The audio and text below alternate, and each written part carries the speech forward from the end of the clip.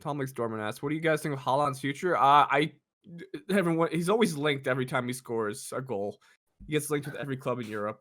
What So do you I think hope he of can his stay future? a couple of years and maybe get Dortmund into the title fight again, or even get close. But he'll probably end up moving to the Premier League. The future's bright though. He's a young Bright. kid, and he's a talented goal scorer. You put him up front, he's gonna score you goals. That's why every club's linked with him. Yeah, I swear he was linked away from Dortmund ever since he joined them. Like, it really has been. There's not too many players that they just kind of show up, on the big stage and finally playing for a big club. People can see him regularly, and yeah, you're right. With every goal, he's linked with another move. And not having fans in the stadium, I think, has made his allure bigger, if that makes sense. I think that there's just more attention. I feel like on the game, people seem to be consuming more from home. There's a variety of reasons for that, obviously, but I feel like everything that happens when no one can be there actually feels elevated.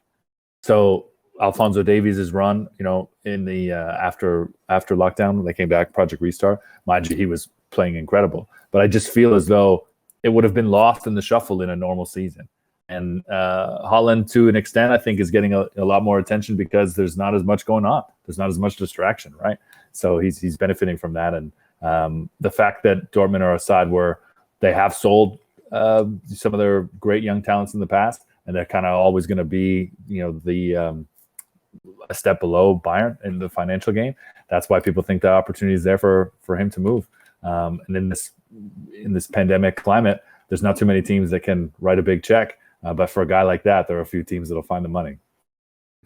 Yeah, Benny says the release clause means he's going to go quickly. Yeah, he has a release clause in 2022. I feel like it's around 70-something million, but I'm sure Dortmund would rather cash in on that if they could get somewhere like 100 million or something like that this summer. Yeah. But in normal times, he might be worth 200 million. Honestly, with normal guaranteed goals. Like, he's done it at every club he's been at, although like he's been making gradual steps up with Molde, then Salzburg, then Dortmund, and then it's going to go to a top side, but he's still so young, like so much career left in him. And it's really interesting seeing like these young stars already at top clubs already, and like seeing how their careers are going to go. Are they going to be at these top clubs forever? Or how's football going to change the next decade with these guys there?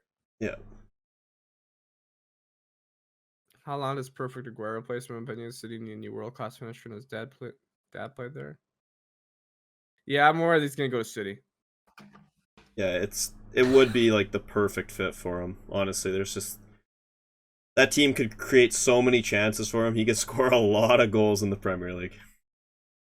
He'd be so deadly there. Yeah. City are an exciting team. Waz, I know you don't want to hear that, but City are like a very exciting team. And for that spell there where they kind of couldn't get it together, I always felt like it was fake.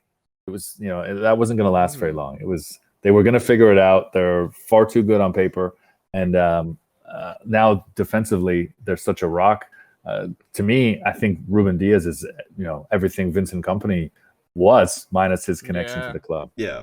Sorry for the pings here, boys. No worries. Actually, I'll be right back. I need to go use the washroom, so you guys keep chatting. I'll be right back. No, like you said, Ruben Diaz was just the perfect center back. They needed someone. They needed to pick up someone. Like, they picked up Nathan Ake for what, like 40 million, and hasn't done really anything there. But like Ruben Diaz, like as soon as he was signed, everyone in Portugal was just like, yo, this man is the star for you guys. Like, he'll do everything for you. He'll be a great leader for years to come. It's looking like it in his first season.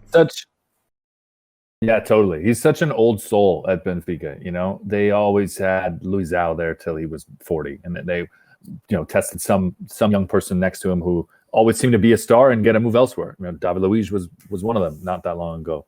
To me, it feels like, I guess it was 10 plus years ago now. Yeah. Then they let him go. But that just goes to show, like, Luizão had been there for so long.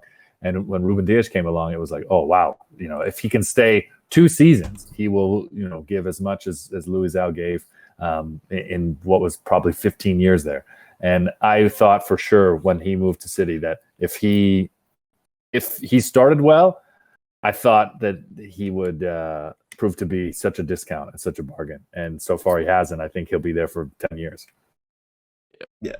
Like Portugal, I think Portugal's problem were center backs in recent years because all of them have been aging and you weren't really seeing anyone coming through. But now, in general, the whole Portuguese side, you see players popping up left, right, center like it's France.